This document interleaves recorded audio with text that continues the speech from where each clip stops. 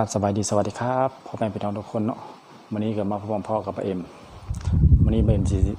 ชวนพี่น้องมาคุยเรื่องชาวนาไทยกับชาวนาลาวคันสิว่ากับเกษตรกรแต่ว่าอันนี้คือแบบถ้าเป็นเฮาสิว่าหลายๆอย่างบางทีมันอาจสิบางทีประเทศไทยมีประเทศลาวบ่มีสินะก็เลยเอาแบบเน้นๆแบบชาวนาดีกว่าเนาะเพราะว่าทั้งไทยก็มีทั้งลาวก็มีเนาะชาวนาง่ายดีก็คือเปรียบเทียบกันง่ายๆเลยเฮาสิเห็นแบบทุกอันคันที่ว่าเกษตรกรบ่ว่าสิเป็นทั้งลาวทั้งไทยมันก็แบบมีค่าใช้จ่ายมีการแบบต้องลงทุนนู่นนั่นนี่เนาะค่าใช้จ่ายต่างๆนะเวลาเฮาทำไร่ทำนาหรือว่าอีหยัง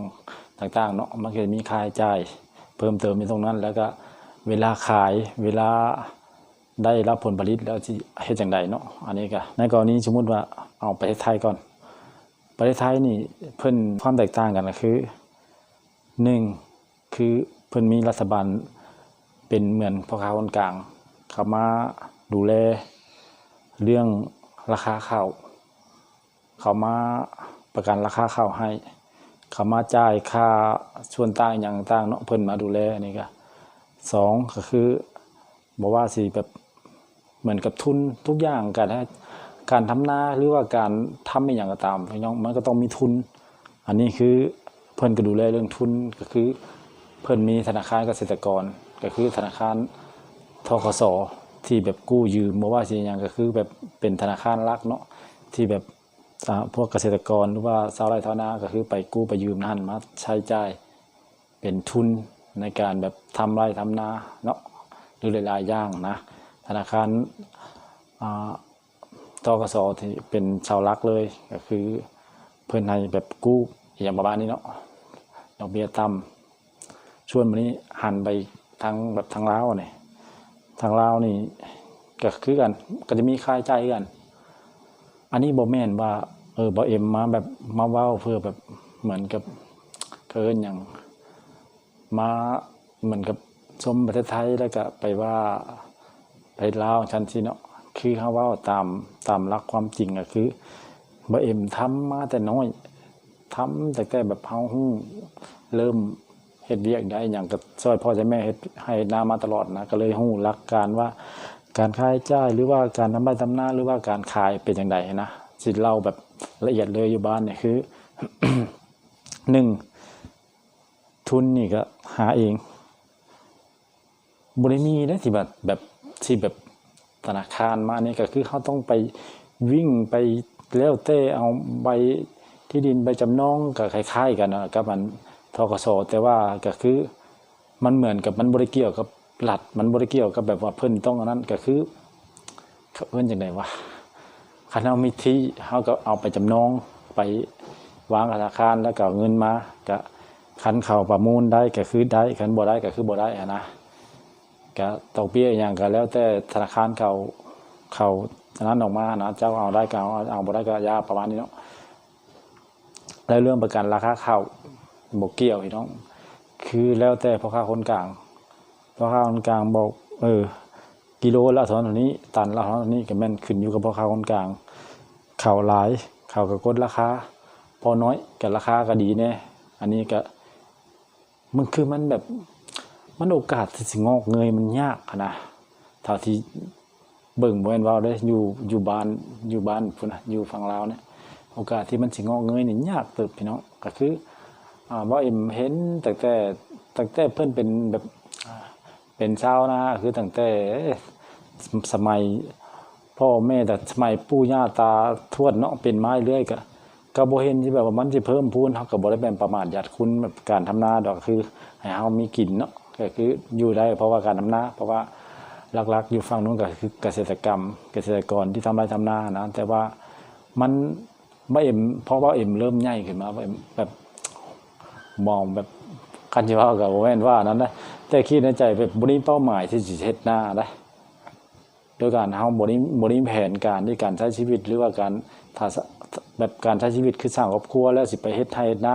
บ่มีเป้าหมายนะแต่ว่าถ้าเมื่ออยู่บ้านมันก็จำเป็นเนาะมันต้องทำแต่ว่าคิดว่าถ้าทำก็ทำแค่แบบเล็กๆน้อยๆแบบ อได้กินแบบเฮาบ่ต้องซื้อข้าวนะที่เหลือเฮาก็ไปทำในอื่นนะคิดในใจนะมันบ่นั้นเพราะว่าเห็นเพิ่นทำไร่ทำนาแต่อยู่ฝั่งนั้นน่ะตั้งแต่บ่เอ็มเกิดมาเริ่มรู้ความเริ่มเฮ็ดเวียกเป็นก็คือช่วยพ่อช่วยแม่ทำนาแล้วนะก็เลย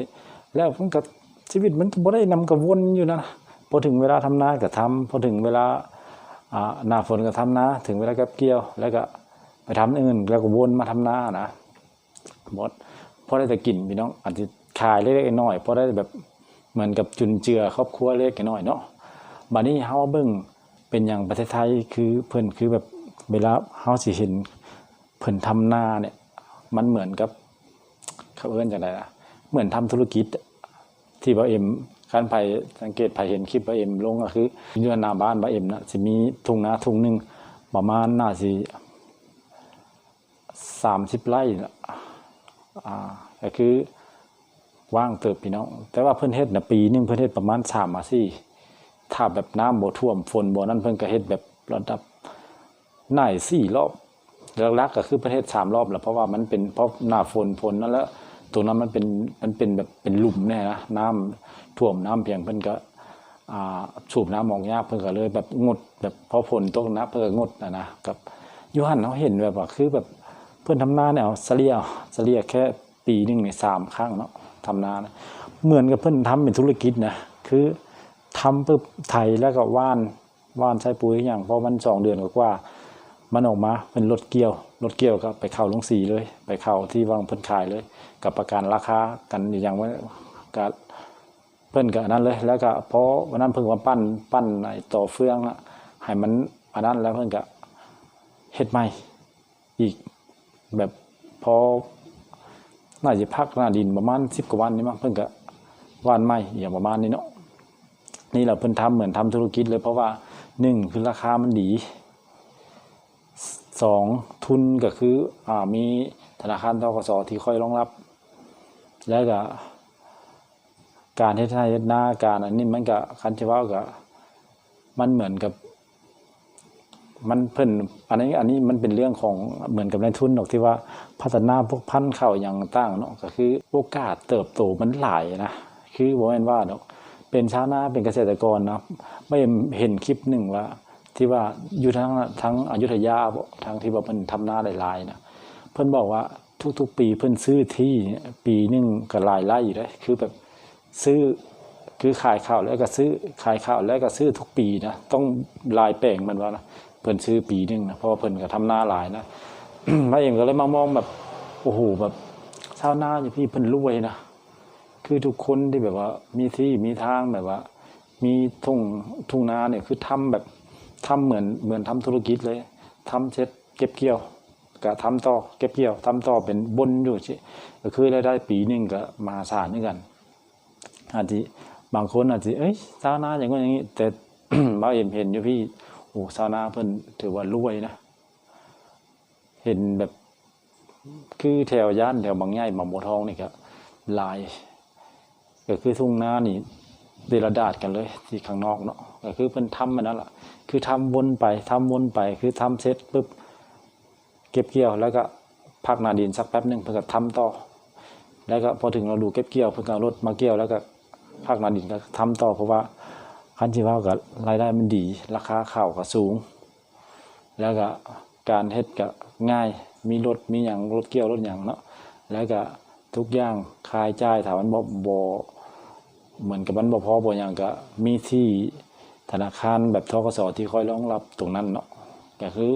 มันก็ต่างกันแบบนี้มันก็น่าเฮ็ดได้เฮ็ดนาอยู่บ้านเฮาไปสร้างแบบว่าอยู่พุ่นนะทำตามมีตามเกิดกันสิว่าไปน้อยเห็นแล้วก็ยังติดแบบมันคนละเรื่องเลยได้คันเว้าล่ะเฮาบางคนอาจสิมาเห็นคลิปนี้อาจสิว่าคือไปเว้าบ้านตัวเองแบบเฮ้ยมันต้องรับความจริงให้ได้นะมันคือความจริงนะถ้าอยากให้มันดีคือเพิ่นก็ต้องแบบทั้งผู้เกี่ยวทั้งแบบเจ้าที่ทั้งผู้ใหญ่เพิ่นก็ต้องแบบลงมาดูแลตรงนี้ถ้ามันอยากให้แบบว่าชาวบ้านมีอยู่มีกินที่ดีก็ต้องเฮ็ดคือเพิ่นนะประเทศแล้วยอมรับเลยว่าคือที่สุดคือสุดยอดนะมันบ่เฮ็ดนากันเนาะมันแบบว่าเฮ็ดแล้วมันแบบว่า เฮ็ดแล้วรวยนะมันก็บ่เฮ็ดเด้เนาะ ก็ประมาณนั้นเนาะอันนี้ก็คือมาเล่าพื้นแบบเรื่องแบบชาวนาไทยชาวนาลาวอันนี้มีเอ็ดกันว่าเป็นจังไดแต่ละประเทศเนาะก็ขอบคุณหลายๆทุกคนที่เข้ามารับชมคลิปเอ็มจนจบเนาะก็พบกันคลิปหน้าพี่น้องก็ขอคำว่าสวัสดีครับ